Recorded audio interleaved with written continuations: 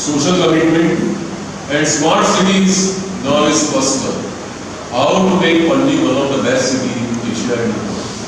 So without wasting much of your time, I request our honored guest to offer his views on what is this smart city and what it means to you as students of urban ecology. I have already built in inside the lab that you are all studying urbanization, history of urbanization, urban ecosystems, then State of World reports, United Nations habitat, work on sustainable urbanization, and other issues like urban biodiversity, ecological cities, urban forestry and all. So with that background, I think you are also prepared and he is also prepared. Let them talk me at a professional level so that the students can also get some technical knowledge about the whole idea of smart city.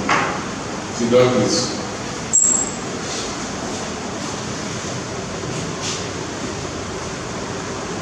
Respected Dr.Nandkumar आणि तुम्ही सगळेजण Konkani English सांगता to speak you want to understand. In fact, I was due to visit Varanasi in 2014. I had to postpone it because of this by-election. We got postponed. A city I would love to visit, not yet visited.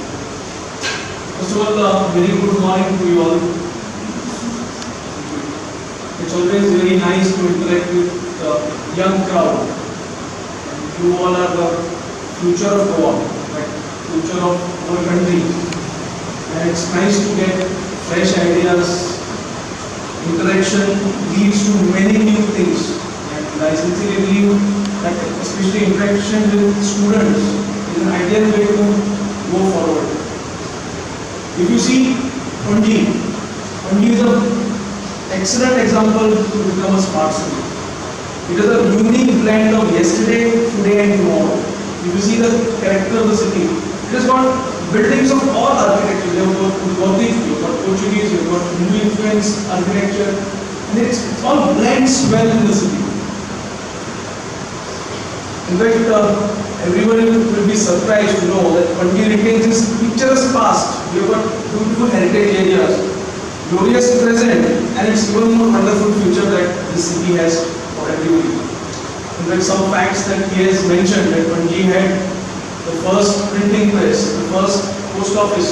In fact, I will just brief out some more facts. Panaji is the 8th richest city, which pays 6th highest income tax of 2,500 non-corporate tax of 2,500 crores to nation's city. Panaji has the second highest per capita income in the country. And like the corporation of city of Panaji is the oldest civic institution of Asia. And it's also the world's smallest municipal corporation, catering to just 1,14,405 people in the agglomerated area. One very interesting fact, Panaji has the highest number of TV sets per 1,000 people.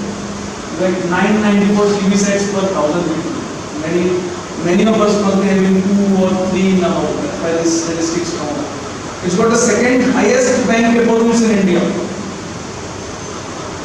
In fact, 80% of Panaji's families have income above 1 lakh per year. And Panaji is the second biggest spending city in India. Printing press, yes, post office. In fact, one very interesting fact is we all know that Mahatma Phule started the first girls' school in Maharashtra in 1848. But Panaji, 2 years prior to that, initiated Kanya Shala. Many of our older generation, if you ask, they will know. Kanya Shala Panaji 2 years ago in our city. So Panaji was also leading city for all this. And today's topic, smart city, on the eve of the World Habitat Day, I think the very apt topic that we are speaking today. But Panaji is not just for humans. Panaji is a bit for it. And in fact, I have seen it. He is home to 4 civet cats in the heart of the city. Pharmacy of the 4 wild civet cats. They may not be wild anymore, but they are wildcats.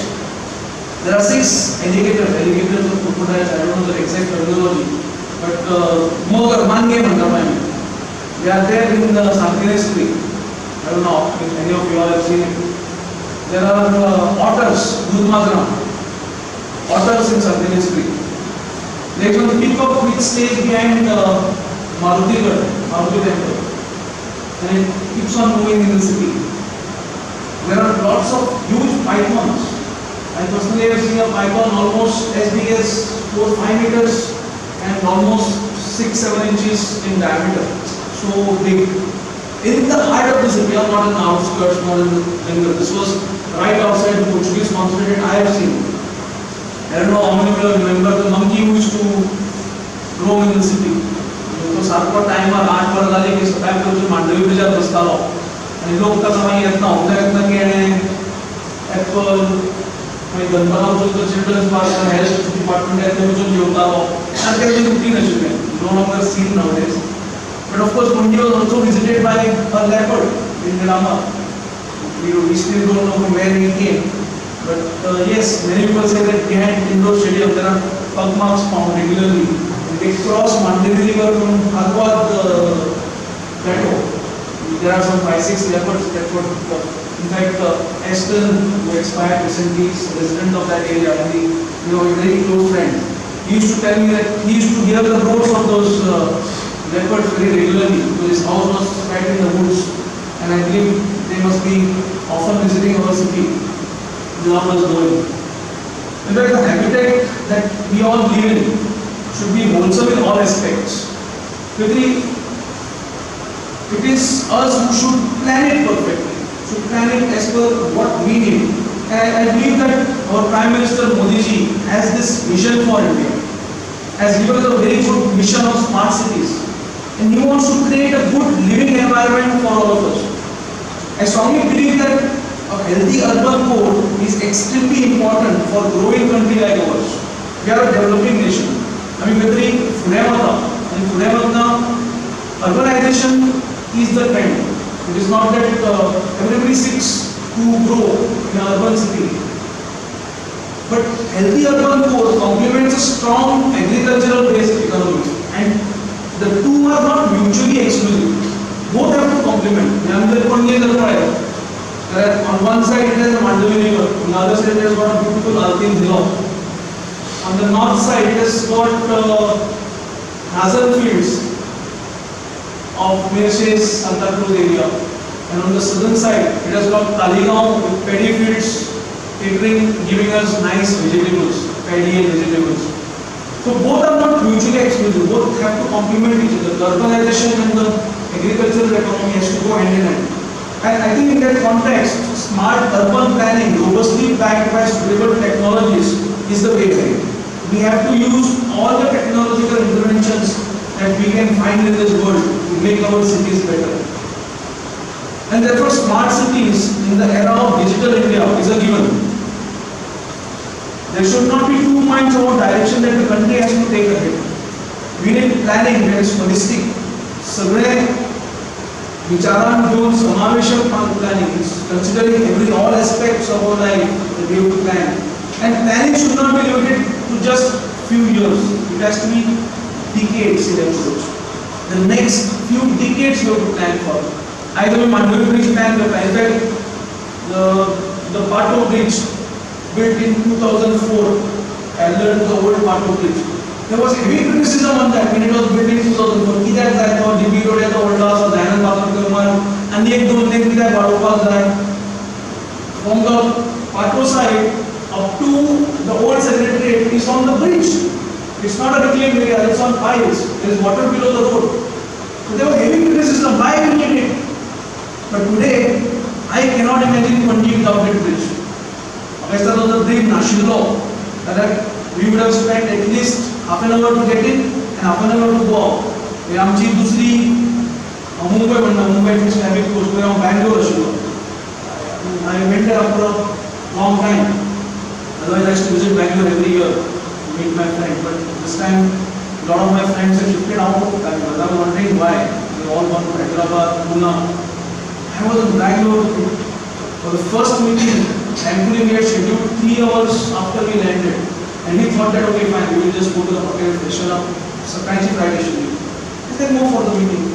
Unfortunately, the traffic was so heavy that when we landed at 8:30 in the morning, it took us 4 hours to reach our first destination. Forget the hotel. The first meeting was, we had to reach late by half an hour. Such was the traffic. We had 5 meetings in that day. We spent 9 hours in traffic. The 5 meetings took hardly half an hour each. But this is the thing that we all face today, and that is why a holistic, comprehensive, and long-term planning is required. I am Mandavi Bridge, read the newspaper and why is Mandavi Bridge required?